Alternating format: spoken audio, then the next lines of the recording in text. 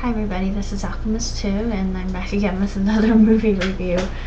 I couldn't sleep because I was actually trying to see if my instructor had left me an email. For some odd reason, my community college's online website wasn't up and running yesterday, so I decided to see whether it was today. And I really haven't gotten around to that, but I will later. This review is more important.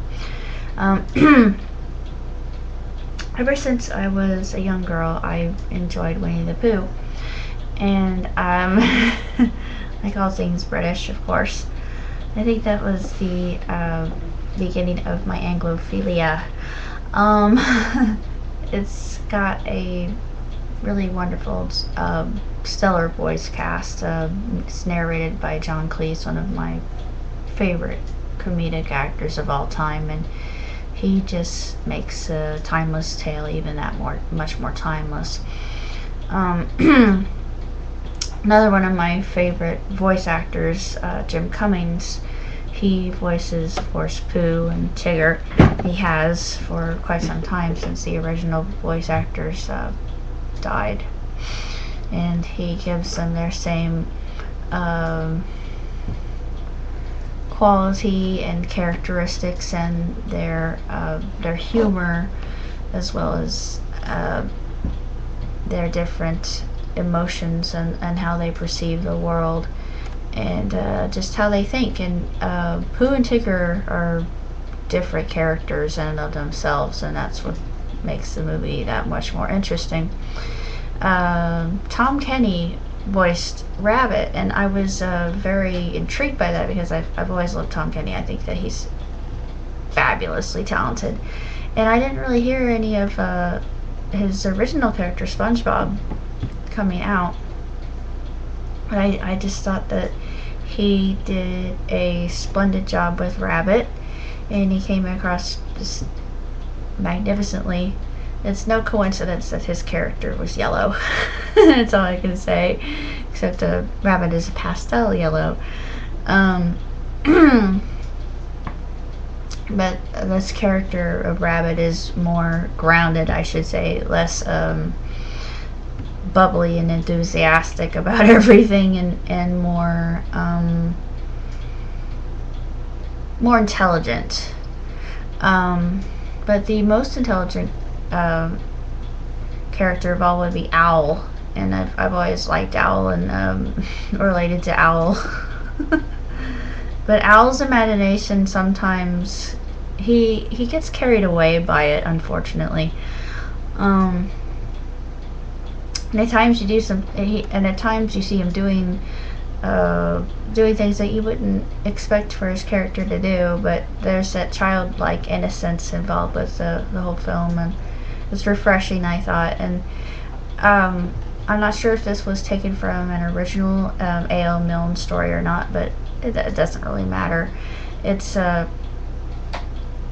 likable and authentic enough to be considered one of the best stories that I've seen in a long time. The synopsis basically is that Eeyore's tail has gone missing, and they're having a contest to see who can find the best replacement tail for Eeyore. And of course, in the midst of all of this, Christopher Robin, he leaves a note, and of course all of the characters think that he's been kidnapped by this horrible boogeyman type monster called the Baxen. And it's actually one of my favorite scenes, that when Owl starts singing about the Baxen and how they are going to go capture it, and of course Pooh keeps getting sidetracked by his rumbly tumbly, and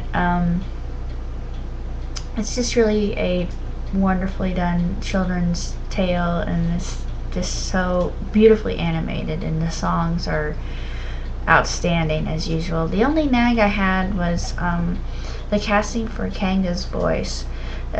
She didn't really sound all that motherly. She kind of sounded more like a, say, a best friend or a sister.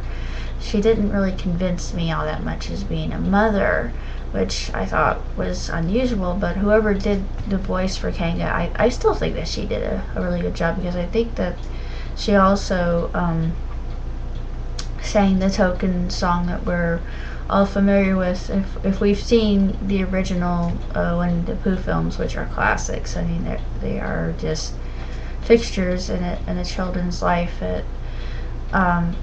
They never fade and they never age, and the timeless appeal is always there. That just the whole innocence of childhood is captured within these films, with the imagination involved, and I've always enjoyed that, and it's just been something that I've treasured, and this gives us a new kind of look at a different take on Heffalumps and Woozles, which was done in the original with the Baxen. And actually, if you stick around long enough for the ending, they have a scene with a Baxen, which is hysterical. The credits were even wonderfully done. They were magnificent in the way they were drawn, and just a magnificent film. Fantastic. I loved every minute of it. I give it 5 stars, 2 thumbs way up. It was incredible and very enjoyable, very entertaining. I wasn't bored. I liked the puns that were used in one particular scene. I won't give it away or it'll ruin a plot point, but they were extremely clever and they made me laugh. I was laughing so much because I just thought it was so humorous. I really don't have that much else to say, but I will give you an update. If I hadn't mentioned this before, my original computer, which I call Tecna, is, for lack of better terminology, sick. I have contracted a virus, sadly. I had been writing my saga that I had been working on. It was something that was recently inspired. I've had dreams about it, and I thought I have to write this down, and I'm hoping that I can get it published. And I'm really thinking that somebody would want to read this, and I was so close to finishing my sequel to Happy Camper called Happy and I Know It, which you go from the childhood, well, not really childhood, more of a transitory transitional period in my character's life into adulthood, and the responsibilities that follow adulthood. And then I'm going to go into a romantic comedy called Dr. Patient Privilege, which is semi based on experience that I had, so it'll be intriguing. And then I will write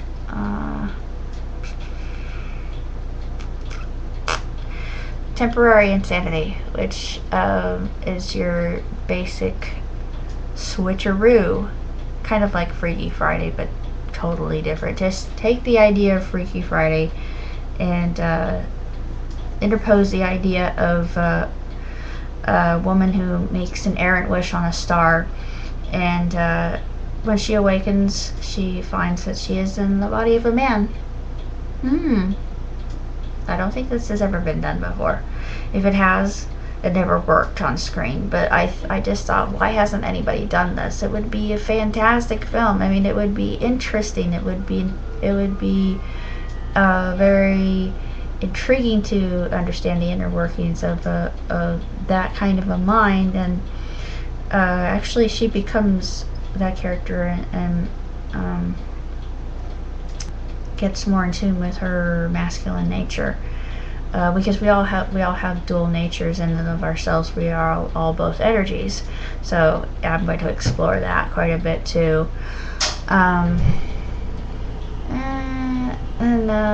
let's see, the one after that's called Love Potion Number 9. It's basically Dr. Jekyll, Mr. Hyde sort of thing. It's a romantic comedy. Take the idea of the nutty professor and put a female in that role. Yet again, another mad scientist sort of archetype. I've always liked the mad scientist type. They've always intrigued me. But basically that's what I'm up to, so I just thought I would give you a little bit of a spin on what I'm doing, and gonna record a parody here in a minute. So here goes nothing. I hope it goes well. I've never done this is an old song. I mean, this is a Confederate song. This goes way back. One song that I had been introduced to growing up. It reminds me quite a bit of my mom. But it's I'm not gonna spoil the surprise. Why spoil it? You'll just stay tuned to my my vlog and you'll see what I'm up to.